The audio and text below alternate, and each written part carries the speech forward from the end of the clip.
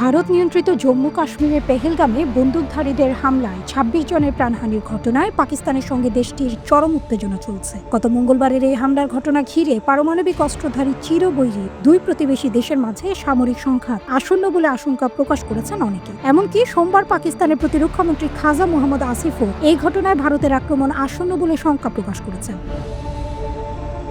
এশিয়ার দুই প্রতিবেশীর মাঝে চলমান এই উত্তেজনা নিয়ে সোমবার কথা বলেছেন তুরস্কের প্রেসিডেন্ট রিসেপ তাইয়েপ এরদোয়ান। দেশটির মন্ত্রিসভার বৈঠকের পর আঙ্কারার সাংবাদিকদের সঙ্গে আলাপকালে তুরস্কের এই প্রেসিডেন্ট বলেছেন, পাকিস্তান এবং ভারতের উত্তেজনার প্রশমন চায় তুরস্ক। এরদোয়ান বলেছেন, আরও ভয়াবহ পরিস্থিতিতে রূপ নেওয়ার আগেই তুরস্ক শিগগিরই পাকিস্তান এবং ভারতের মধ্যে উত্তেজনার অবসান চায়।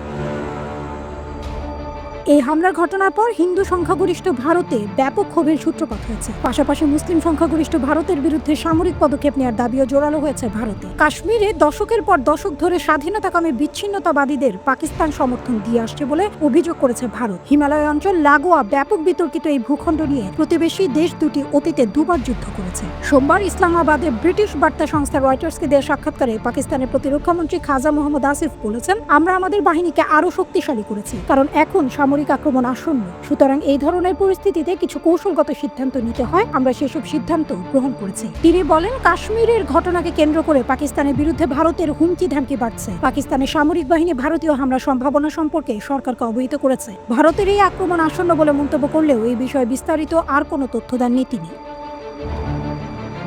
প্রজন্ম টিভির প্রতি রইল আমার অনেক অনেক শুভকামনা। ভালো করছে, আরো ভালো করুক, আরো এগিয়ে যাক এই কামনা করি।